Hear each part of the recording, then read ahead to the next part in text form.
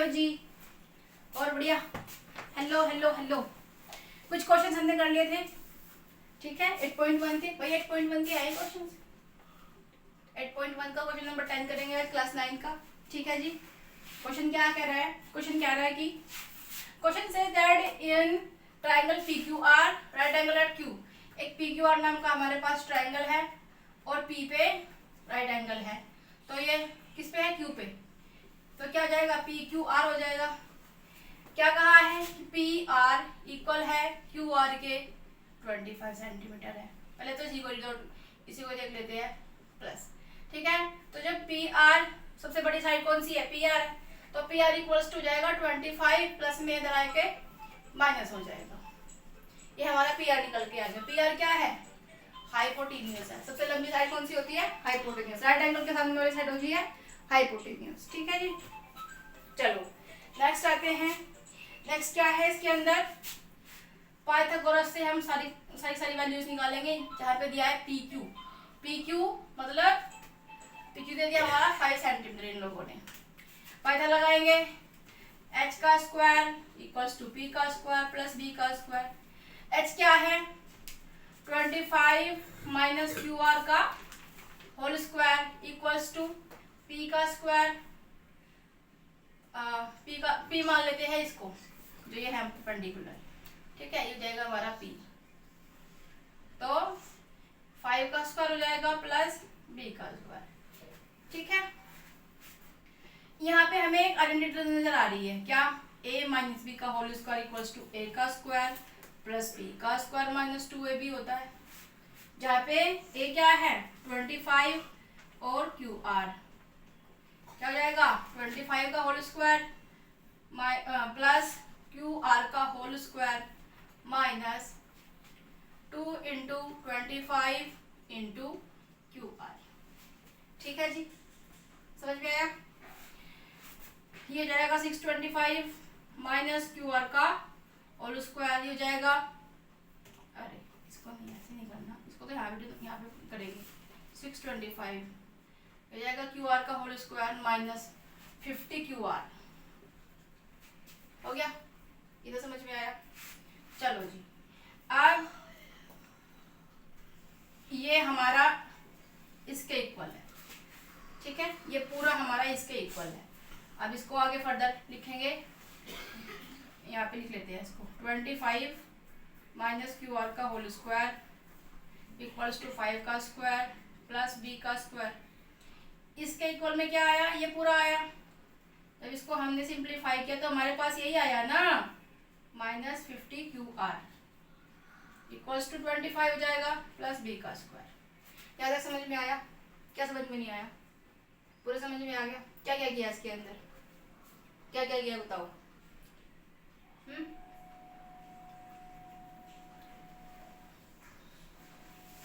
क्या क्या किया? देखो, कुछ नहीं किया। क्या किया? सबसे पहले हमें पता है कि इन्होंने हमें एक ये चीज दे दी और वो दे दी PQ। इसको मान लेते हैं कि हमारा परपेंडिकुलर है, ये बेस मान लेते हैं, ये हाइपोटेन्यूज होता है, सबको पता है। तो PR का निकल के आया 25 माइनस QR निकल के आया है, ये हाइपोटेन्यूज हो गया। फिर PQ इक्वल्स टू 5 सेंटीमीटर, ये हमारा परपेंडिकुलर हो गया। और ये QR बचा हुआ कौन है? बेस है, ठीक है। बेस को अगर हम QR लिखते तो कोई दिक्कत नहीं है, ये बेस है। अब यहाँ पे इसको रखा, यहाँ पे इसमें एक आइडेंटिटी लगाई क्योंकि a माइनस बी का होल स्क्वायर हो रहा है। आइडेंटिटी लगाई तो हमें ये मिला, मतलब इस पूरे के इक्वल ये है, तो इसकी जगह पे इसको रखेंगे, कोई दिक्कत? तो वही किया है, इसकी जगह पे इसको रख दिया इक्वल्स टू, ये तो चलते हुए ही आ रहा है, बस ये किया है। आगे चलते हैं जी। 625 थोड़ा सा ये भी कर लेते हैं। ये 25 प्लस में है, इधर आएगा तो माइनस में हो जाएगा। क्या? 25 प्लस QR का होल स्क्वायर, ये इक्वल्स टू b को क्या लिखेंगे हम?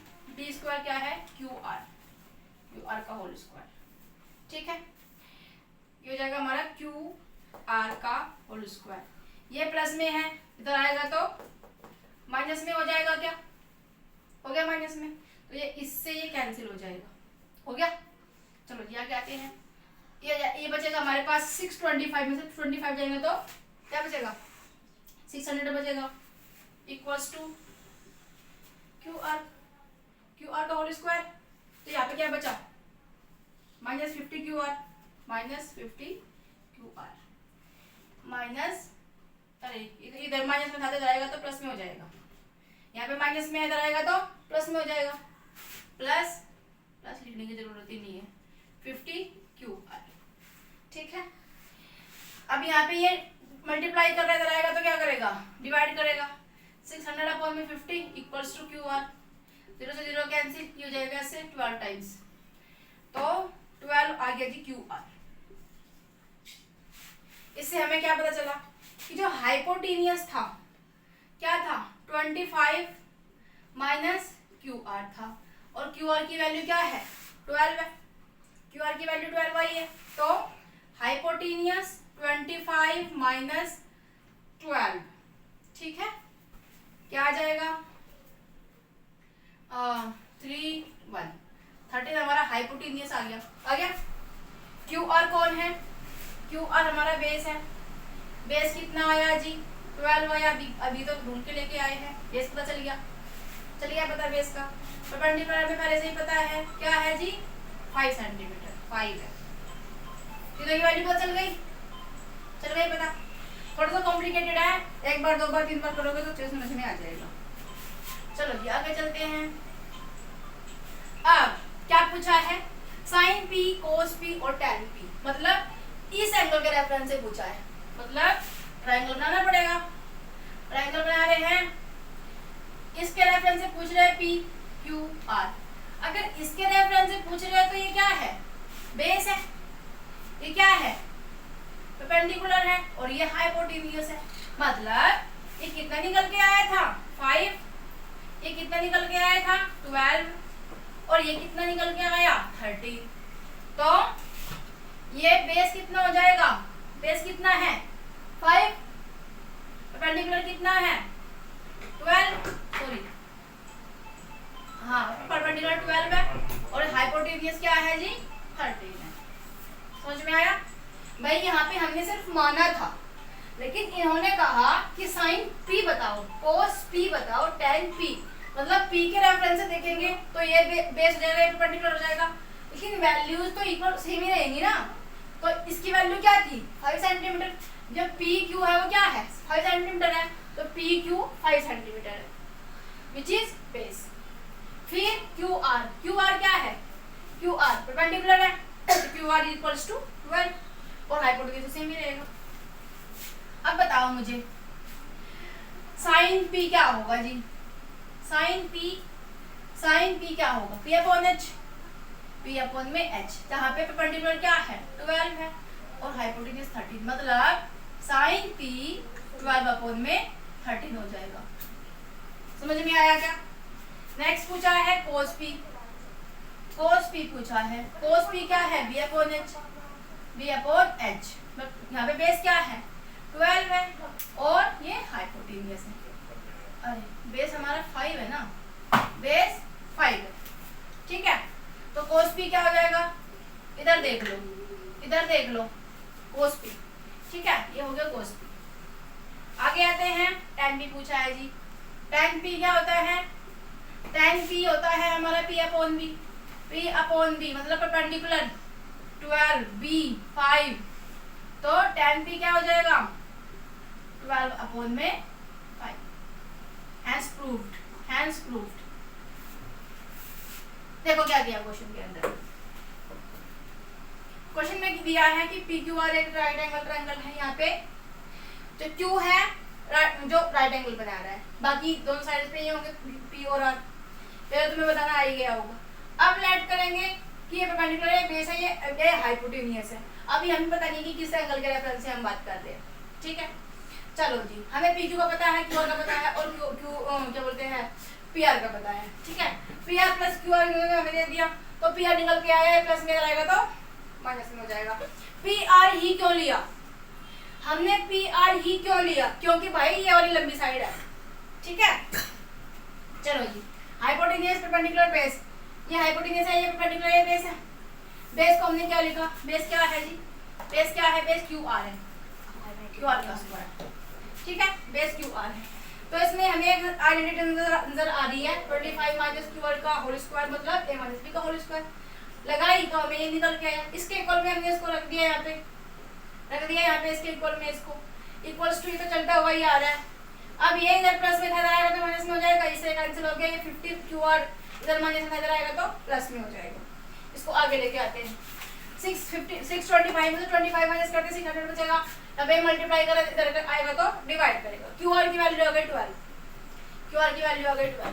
हमें पता है कि P R equals to 45 minus Q R है, जब क्यू आर 12 है तो hypotenuse equals to 25 minus Q R है, क्यू आर एक साइड है जो कि हाइपोटेन्यूज से छोटी है, तो क्यू आर की वैल्यू हमने लिख दी, माइनस किया 13 आ गया, हाइपोटेन्यूज कितना आ गया 13, हाइपोटेन्यूज भी मिल गया। क्यू आर कौन है, बेस है जो हमने माना था, और ये परपेंडिकुलर कौन है 5 है। अब क्वेश्चन में आगे बढ़ते हैं, मैंने कहा है ये साइन भी बताओ जी हमारे को, तो हमें तो नहीं पूछना साइन आर के बारे में, तुमने जो ली थी है बेस ले लिया, ये परपेंडिकुलर ले लिया, तुमने गलत ले लिया, तो इसमें हमारी क्या गलती है। तो हम क्या करेंगे, अलग से ट्राई करेंगे, कितने टाइम लगता है, इस एंगल के रेफरेंस से देख रहे हैं तो ये बेस हो गया, परपेंडिकुलर हो गया, हाइपोटेन्यूज होगा। अब पी क्यू क्या था, P Q 5 centimetre, P R क्या निकल के आया था, पी आर 30 निकल के आया था, और क्यू आर 12 निकल के आया था, ठीक है, ठीक है, हमने यहाँ पे इसको लिख लिया कि जी हमारे हिसाब से तो जो तुमने पूछा है ये बेस है, परपेंडिकुलर या हाइपोटेन्यूज है। यहाँ पे इसकी साइन भी पूछा है, साइन की वैल्यू रख दी, कोस भी पूछा तो कोस की रख दी, tan पूछा तो tan की रख दी, और वैल्यू पुट कर दी, दैट्स इट, ठीक है। और एक बात याद रखना, एक बात हमेशा याद रखना कि जो तुम निकाल के लेके आओगे वैल्यू, उनको ब्रैकेट से बंद कर दोगे तो तुम्हारे लिए भी अच्छा है और एग्जामिनर के लिए भी अच्छा है, चेक करने में दिक्कत नहीं होगी। देखो ये आंसर है पता चल रहा है, ये आंसर है पता चल रहा है, ये आंसर है पता चल रहा है, ढूंढना नहीं पड़ेगा, टाइम वेस्ट नहीं होगा। ओके चलो जी, हाँ जी, नेक्स्ट क्वेश्चन है हमारा ट्रू और फॉल्स का, और ये आते हैं भाई एक एक नंबर में, ये क्वेश्चंस आ जाते हैं एक एक नंबर में कि बताओ। फर्स्ट वाला है कि value of tan a is always less than 1, कि जो tan a होता है, tan a की वैल्यू हमेशा 1 से कम होती है। तो देखो भाई tan a क्या क्या हो सकता है, 0 डिग्री पे 0 होता है, 30 डिग्री पे 1/√3 होता है, 1 होता है भाई, 1 के इक्वल तो होता है, √3 होता है, नॉट डिफाइन। बताओ, तो ये तो 1 के इक्वल ही हो गया। और √3 की अगर हम बात करें तो जो √3 जो tan, अगर हम tan a की बात कर रहे हैं तो tan 60 जो होता है, tan 60 हमारा tan 60 डिग्री √3 के इक्वल होता है। और √3 की अगर हम वैल्यू निकालते हैं तो √3 की वैल्यू √3 इक्वल्स टू 1.7 समथिंग होती है, मतलब 1 से तो ज्यादा है, ठीक है। तो क्या कहेंगे कि दिस स्टेटमेंट इज फॉल्स। क्या है जी, फॉल्स है। और क्यों फॉल्स है, because the value of tan 60 degree equal है √3 के एंड √3 इक्वल होता है 1.7 समथिंग के, which is ग्रेटर देन 1, ठीक है जी, जो कि 1 से बड़ी वैल्यू होगी, तो इसीलिए क्या है फॉल्स। समझ में आया। नेक्स्ट आते हैं sec a। नेक्स्ट कह रहे हैं कि जो sec a है, बताओ क्या h/b, सॉरी क्या 12/5 हो जाएगा।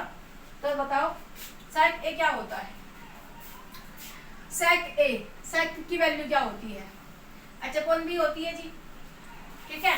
क्या लेंगे, sec a h/b, और हमेशा जो हाइपोटेन्यूस होता है वो b से बड़ा होता है, तो क्या दिया है 12/5, मतलब ऊपर बड़ा और नीचे छोटा।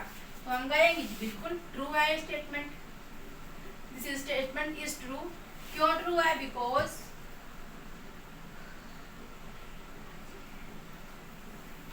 हाइपोटेन्यूस इक्वल्स टू 12 है बिकॉज क्या करेंगे अभी, क्या करेंगे, सेक ए जो होता है हमारा वो एच अपॉन बी होता है, वेयर हाइपोटेनियस 12 है और जो 5 है वो, जो बेस है वो 5 है। So the hypotenuse should be, पूरा लिख लेना इसको, hypotenuse should be greater than किससे, बेस एंड परपेंडिकुलर, इन दोनों से बड़ा होना चाहिए hypotenuse. Hypotenuse should be greater than base and perpendicular respectively. Okay, अब बात आती है कि कोस ए इज अ एब्रीविएशन। जो कोस है, देखो जो कोस होता है उसको कोसाइन कहते हैं। कोस को क्या कहते हैं, कोस को कोसाइन कहा जाता है, कोसाइन, ठीक है, और कोसेंट कहा जाता है कोसेक को।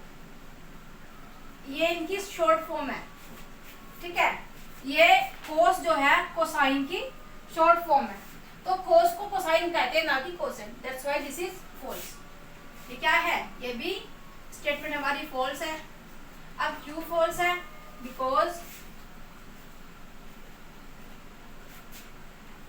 कोस होता है cosine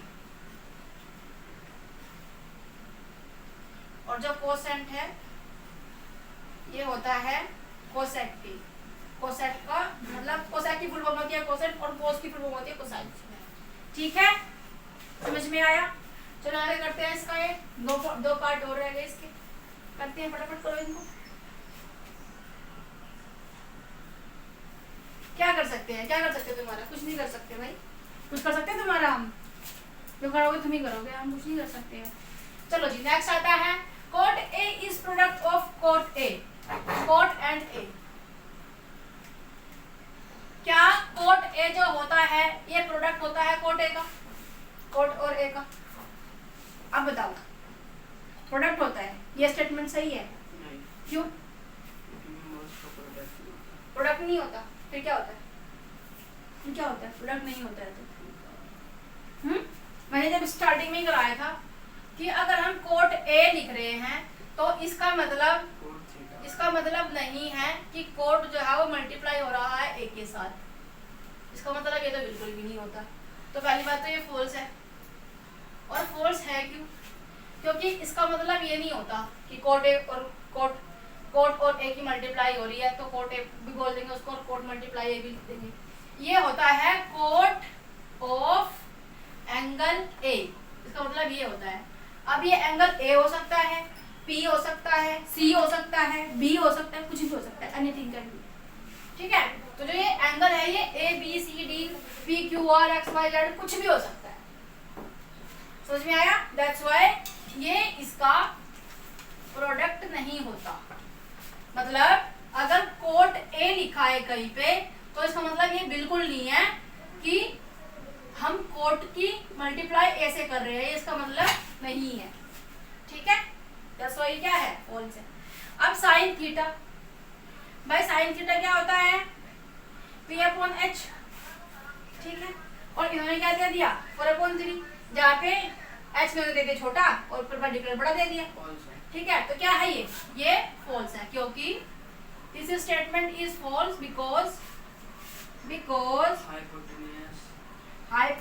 perpendicular should not be perpendicular should not be greater than hypotenuse, should not be greater than hypotenuse। ठीक है, हाइपोटेन्यूज से बड़ा नहीं होना चाहिए। इसी के साथ में हमारी 8.1 होती है कंप्लीट। ठीक है, चलते हैं नेक्स्ट एक्सरसाइज के साथ में which is 8.2. Continue next video. Till then, take care and bye bye. Love you.